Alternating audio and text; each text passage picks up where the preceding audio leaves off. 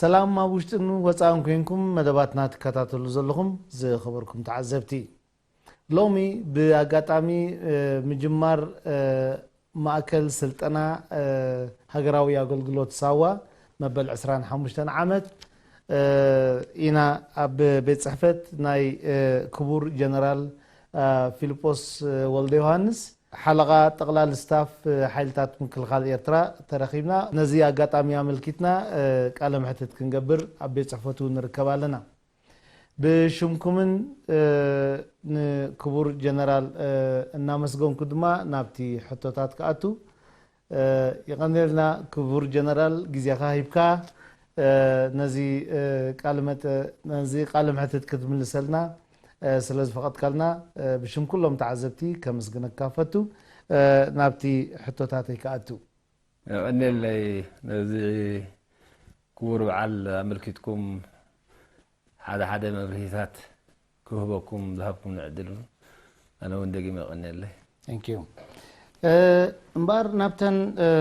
نلومي قريبنا نزلنا حطوتات خناقتو. أبتي وتهدراوي سنموغوت ناي منغس إيرترا أب سراويت انتايو توتهدراو سنموغوت ناي منغس إيرترا أب توتهدراوي شنو انتايو وحود زمناوي سراويت عابي ناي تحج عقم سراويت محزبل مغلص اللو أوشتو نزل من تكبار أب شحن 994 متياس ناي متياس مدوون تخايد نيرو مجمار مدبات هاجراو أغلوت مسؤول أساسي روبو ممتون نتي فلسفنا نزين نخنبلوت أنحنا العلنا زبلنا فلسفنا كما يصلوا وحجبتي سرت أمنتنا حيلتات من كل خال إيرترا أو إني خاتم نص حدا خابتهم عبيت سرتات ناي حيلتات من كل خال إيرترا أب إيرترا هاجراو من كل خال نملؤ حزب إيرترا زملكتي يدول زمالت ننفسه كيف زيغا دك انستيون دك تبعتين كيفليه هاجر اب حدغا ابت اتول وانات ملو زيغا نايت حبرتسب باعلو يونتي تصاوؤ زبرعنو زتاي مالتي حجي مكلخالنا حزباويو حزباو مخيتيو إنا نبل دلنا مالتي حزباو مخيته خنبل كلنا خاني بتساتفو ناي ملؤ حزب إيرترا راحيو تصابؤتات كبر عن زخئل حجزي تاي نمباليو زبها زمص زلو هاغراوي اغورغلوت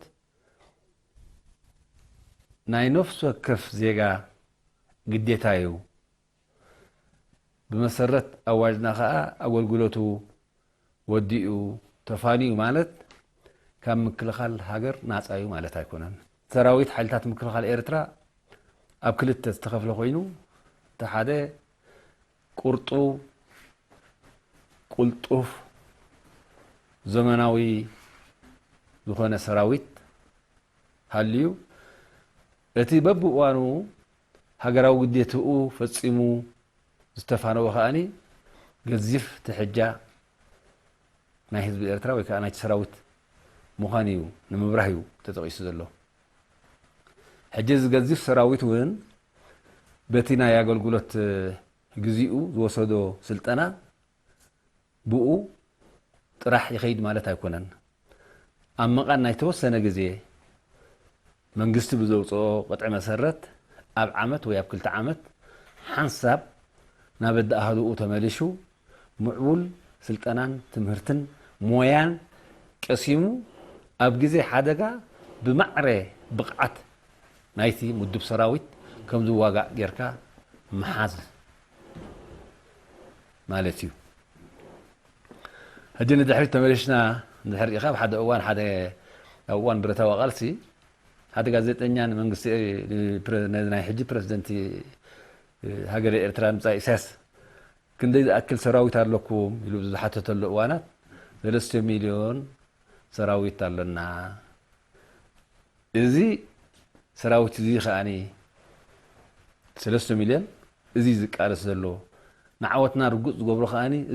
ازي حزباوي مخته يو يملسوا لي نيريو لذيناتنا ابي سرت امنتنا ሓይልታት ምክልኻል ኤርትራ እዚኣ እያ ማለት እዩ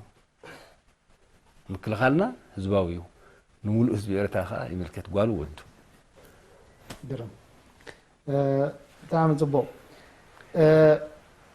ሕብረተሰብ ኤርትራ ብባህሊ ናይ ሓርበኝነትን ናይ ሃገራውነትን እዩ ዝልለ ሰውራ ኤርትራ ዝማዕበሎ ብሉፅ ክብርታት ከ ናብዚ ሓድሽ ወለዶ ተሰጋጊሩ ዶ ዝብል ጀነራል ሕጂ እንታይ እዩ እቲ ሰውራ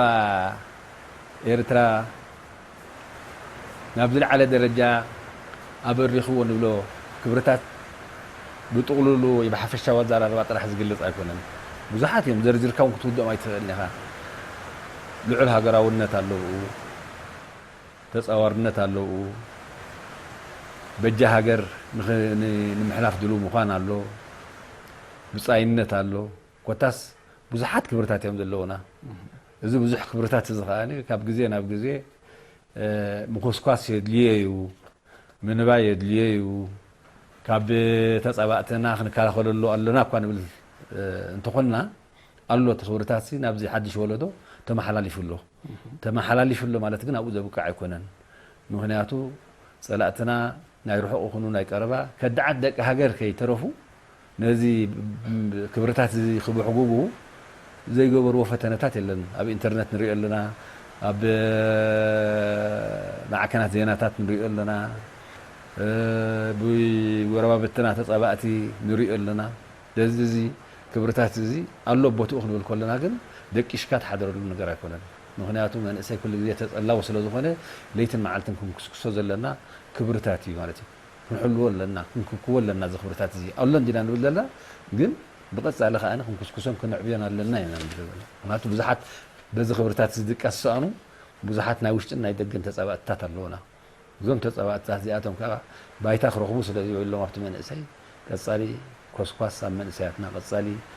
ቃልሲ ኣብ መንእሰያትና ቀፃሊ ንቕሓት ኣብ መንእሰያትና ቀፃሊ ስልጠና ኣብ መንእሰያትና ኣገዳሲ ነገር እዩ እምበር ኣሎ ቅድሚ ወራር ወያነ ኣባላት ሃገራዊ ኣገልግሎት ኣብ ልምዓት እዮም ተፀሚዶም ነይሮም እንታይ ኣበርክቶ ነይሩ ሽዑ ምስ ኣባላት ሃገራዊ ኣገልግሎት ኣብ ልምዓት ዝገበሩ ኣበርክቶ ብኸመይ ይግለፅ ቀዳማይ ዙርያ ክሳብ ሻውዓይ ዙርያ እንዲና ንዛረብ ዘለና ሕጂ እቶም ብቆንዶም ወራር ወያነ ቅድሚ ምጅማሩ ቀዳማይ ክሳብ ሻድሻይ ዙርያ ኣብ ውብኦም ኣብ ምፍፃም ዝነበሩ እዮም ቀዳማይ ወዲኦም ካልኣይ ወዲኦም ተፋንዮም ሳልሳይ ወዲኦም ተፋንዮም ራብዓይ ወዲኦም ተፋንዮም ሓምሻይ ምፍናው ከለዉ ሻድሻይ ከኣትዮም ከለዉ ሻውዓይ ምስኣተውና ሓምሻይ ቅድሚ ምውፅኦም ይወራር ናይ ወያነ ተጀሚሩ ለዚ ዘን 6 ዙርያታት ካብ ቀዳማይ ክሳብ ሻድሻይ ዙርያ ኣብ ሙሉእ ናይ ልምዓት መደባት ኣብ ግዜና ብፍላይ ከዓ ቀዳማይ ክሳብ ሓምሻይ ወዲአን እየን ነይረን ሓምሻይ ኣብ ምውዳእ ኮላ ነይራ እዞም ሃገራዊ ኣገልግሎት እዚኣቶም ፅርግያታት ኣብ ምስራሕ ኣብ ከትርታት ታሪኻዊ ድፍዓትና ኣብ ምፅጋን ልዑል ኣበርክቶ እዩ ነይርዎም ኣብ ከምዚ ዓይነት ኩነታት ኩልና ከዓ ኣብ መወዳእታ ንኩላተን ተን ዙርያታት መፀዋዕታት ተገይሩለን ናይ መወዳእታ ናይ ሓደ ወርሒ ናይ ልምዓት መደባት ክገብሩ ኢሎም ኣብ ዝወፈሩሉ እዋናት ይወራር ወያነ መፅኡ ስለዚ ወታ ናይ መወዳእታ እውን 6 ዙርያታት ኣብ ሓደ እዋን ኣብ መገዲ ፅርግያታት ኣብ ምፅራግን ከትርታት ኣብ ምስራሕን ብዓብኡ ከዓ ኣብ ጋሽባርካ ግራተውቲ ደረታት ኣብ ምስራሕ ድንድላት ኣብ ምግባር ተዋፊሮም ኣብ ዝነበሩሉ እዮም ወራር ወያነ መፅኡ ስለዚ ኣብቲ ግዜኦም እኹል ዝኾነ ምስ ዓቕምን ቁጠባን ናይ ማሽነሪታትና ኣብ ግምት ኣትዩ እኹል ናይ ልምዓት መደባት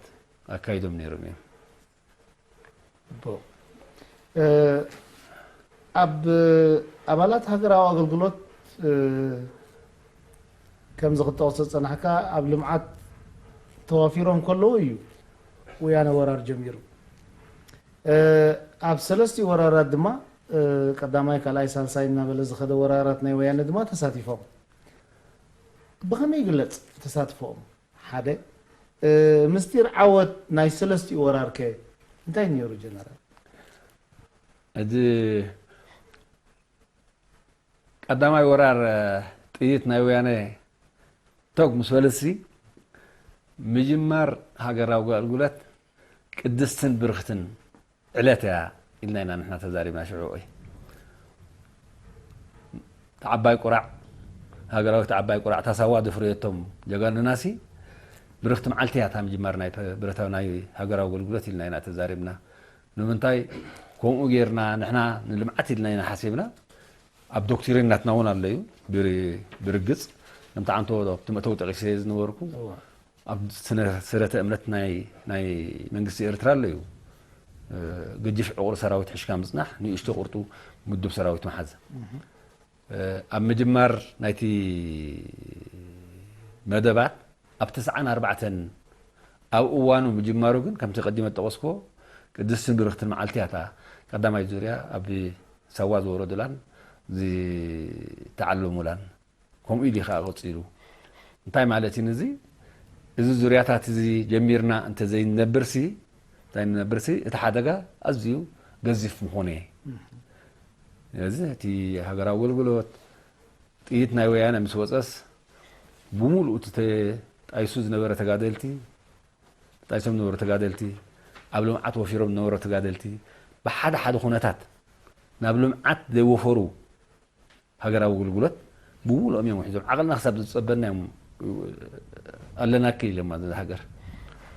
ካብኡ ከዓ ተሰዊኦም ሰንኪሎም ኩሉ ነገር ማለት እቲ ክፍል ዝግብኦ ዋጋሲ ከፊሎም እዮም ከምኡ ስለ ዝኾነስ ሃገራዊ ኣገልግሎት ምጅማሩ ሓበን ናይቲ ሃገር ኩርዓት ናይቲ ሃገር ሓደ ዓብይ ተመክሮ ዝቐሰምናሉ መድረኽ ይኽበሃል ይከኣል እዩ ስለዚ ዝግበር ክፍል ዝግባእ ነገርሲ ገይሮም እዮም ኩሉ ነገር ኣብኡ ናብራ ገዲፎም ዝመፁ ኣለዉ ካብ ሕፁነት ጎየን ዝመፃ ደቂ ኣንስትዮ ነይረን ካብ ቀዳማይ ካልኣይ ሳልሳይ ዙርያ ተመሪዐን ዝነበራ ሓዳረን ገዲፈን ጎየን ዝመፃ ኣለዋ ሽዑ ወይ ክሳብ ካልኣይ ወራር ሳልሳይ ወራር ቅድሚ ሳልሳይ መራር ምለስዎን ተባሂልና ዝመለስናዮም ኣለዋ ሰብ ሓዳር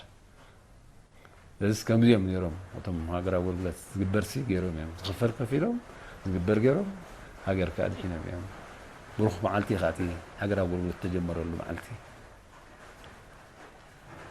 ሕራይ ጀነራል እቲ ምስጢር ናይቲ ፍሽለት ናይቲ ወራር ከንታይ ነይሩ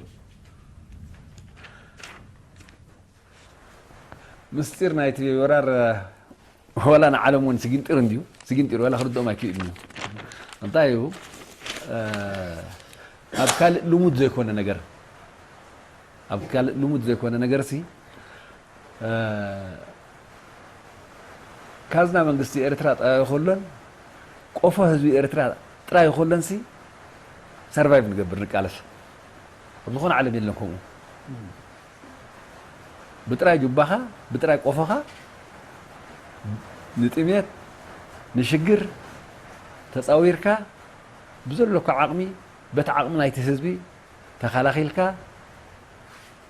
እንታይ እሞለካ እገዳ ዘየምፅኦ ነገር ኣሎ ድዩ እገዳ ዘየምፅኦ ነገርሲ የለን ጥሜት ኣምፅኡ ዕርቃን ኣምፅኡ ፀቕጢ ስነ ኣእምሮዊ ኩናት ኣካይዶም ኩሉ ነገር ኣካይዶም ምስ ከምዚ ዓይነት ኩነታት መንግስቲ ኣብ ጥራይ ካዝንኡ ህዝቢ ኣብ ጥራይ ቆፍኡ ነዛ ሃገር ኢሉ ብጥራይ ኢዱ ክዋጋእሲ ኣብ ዝኾነ ዓለም ክትረኽቦ ይትኽእልኒ ኣውሲ ከዓ እቲ ምስጢር ትቐንዲ ምስጢር ብዙሓት ኣለዉ እንዲኦም ግን ትቐንዲ እዚ እዩ ከመይ ጌርካ ኣብ ዝኸፍአ ኩነታት ሰርቫይቭ ዝገብር እቲ ሃገር ከይትትንከፍ መፃኢ ወለዶ ዓዲ ዘይብሉ ተበቲኑ ከይተረፍ ንሱ እቲ ምስጢር እምበር ካልእ ፍሉይ ምስጢር የለን ዝግን ናይ በይንና ምስጢር እዩ ኣብ ብግዜ ብረታዊ ቃልሲ ነይሩ ሕጂ ኸ ኣሎ ጥይት የብሎምን መግቢ የብሎምን እናተባሃልና እንዲና ካብ ፀላእትና እንዳወሰድና ሲዒርና ሕጂ ኣሁን እዩ 25 ዓመት ጠሚና ፀሚእና ግን ሃገር ሃገር እዩ እቲ ካልእ ሲ ንጎኒ ኢኻ ትገትፎ ሓዳርካ ሓዳሮም ይገትፉ ንምእንቲ ዝሃገር ኢሎም ሓዳራት ዘይገበሩ ኣለዉ من تزهجر لهم دقهم دقموا لهم من تزهجر لهم تسووا لهم كل نجار ግን كل زي قدنا هاجر አይኮነን ኤርትራውሲ قدنا هاجر አይኮነን ሲኻት ምስረ መወዳእታ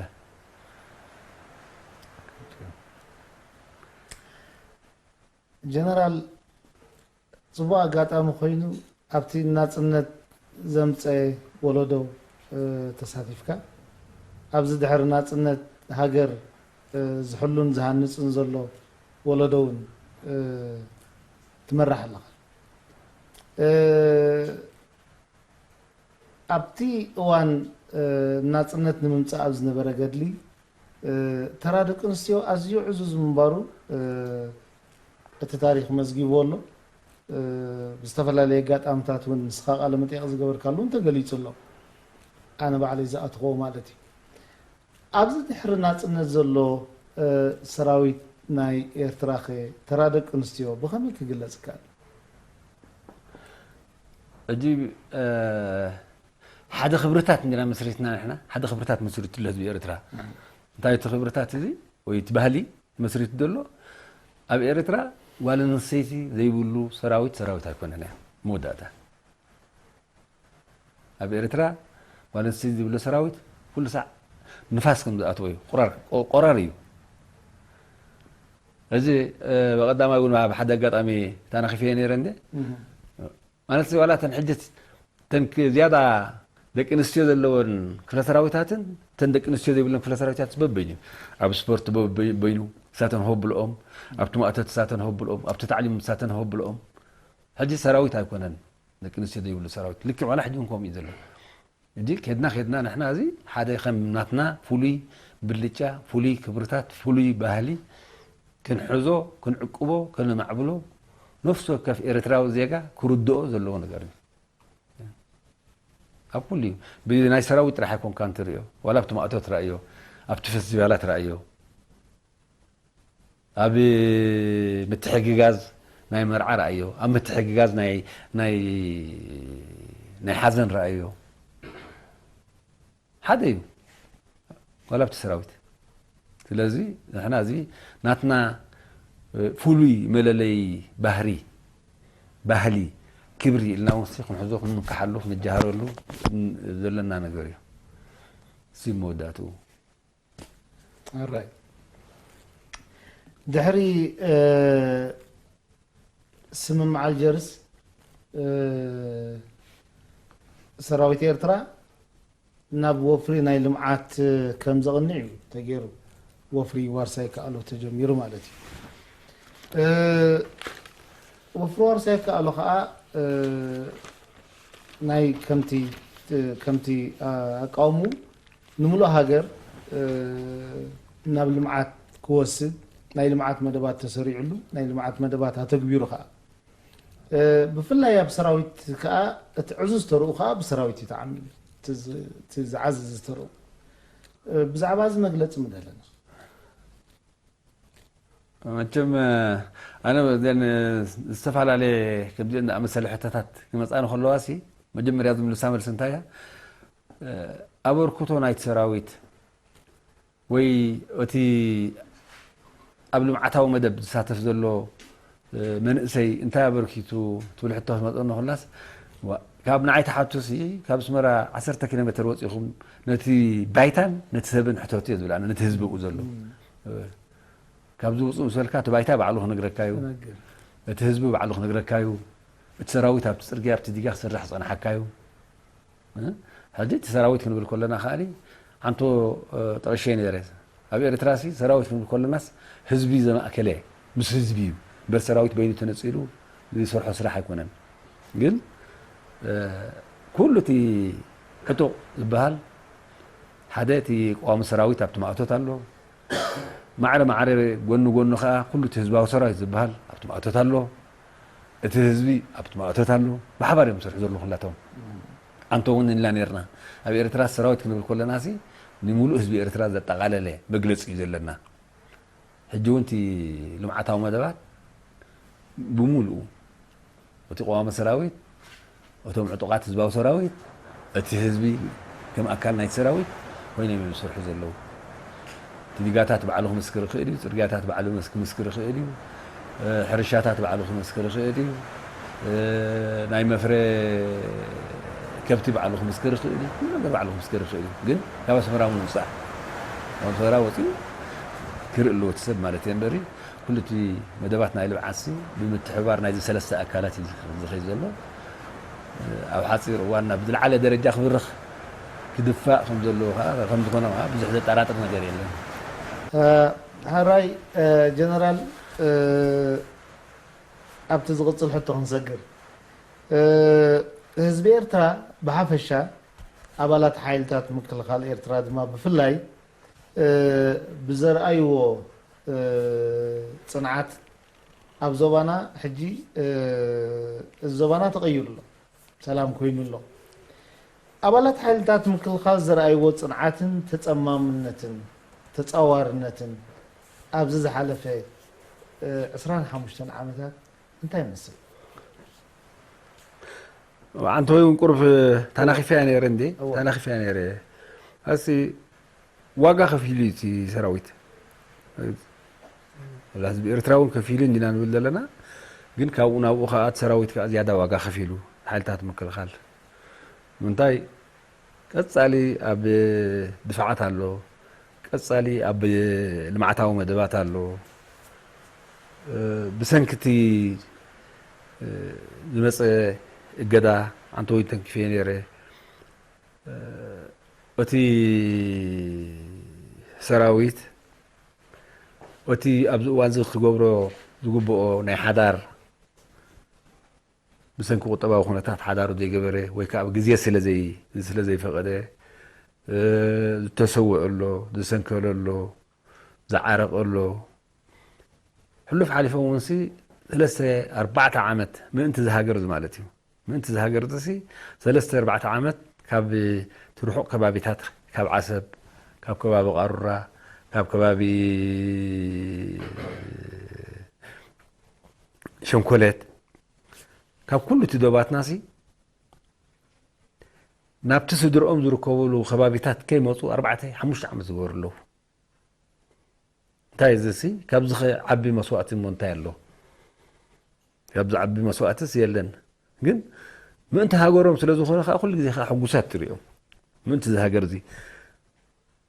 እቶም ብፆትና ከማን ተሰዊኦም ኣለዉ ንሕናስ ብክልተ እግርና እኳ ንኸይድ ኣለና ንሕናስ ብደብዳቤ እኳ ብስድራ ቤትና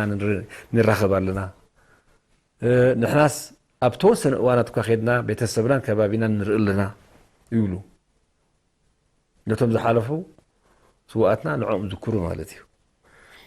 ከዚ ካብዚ ዝዓቢ ተፃዋርነት ካብዚ ዝዓቢ ጅግንነት እንታይ ኣለልና ክንዛረብ ንኽእል ኩሉ እቲ ዝኽፈል ዋጋ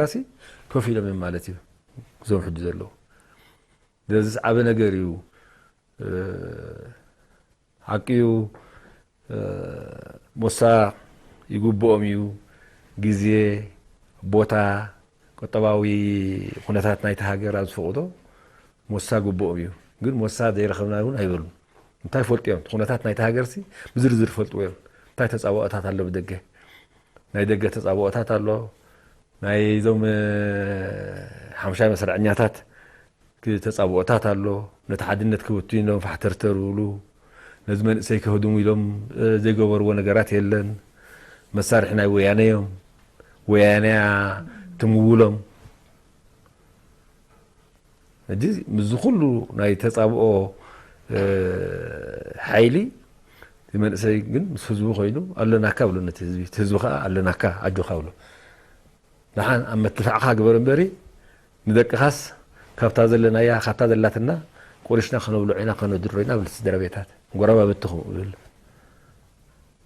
ዓርኪ መሓዛ ከምኡ ብል መሰታ ከምኡ ብል በታ ዘላቶ ማለት ተዓጋገዝ ሰራዊት ከዓ ሞራል ዝኾኑ እዚ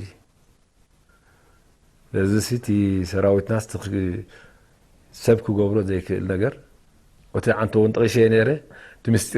ምስጢር ናይ ተዓወት ንሱ እዩ ዓለም እዚ ሕጂ እንታይ እዮም ከመይ ገይሮም ከዱ ይድለካ ደገሲ ብዛዕባ እዚ ወያነ ከይተረፈት እያ ነዚ ምስጢር እዚ ምፍላጥ ናተስ ኣብ ጥራይ ከብዶም ኣብ ጥራይ ቆፎም ከመይ ገይሮም ሰርቫይቭ ገበሩ ኣገልግሎት ከመይ ገይሮም ሓሲቦም ኣብቲ እዋን እቲ ብዙሕ ነገራት የምፁ زت يخبر يخبر زغبو زي جبره زي كونس لعلت خبره زغبو ነገር يري ህዝቢ ኤርትራ ኹን ሓይልታት ምክልኻል ኹን ኩሉ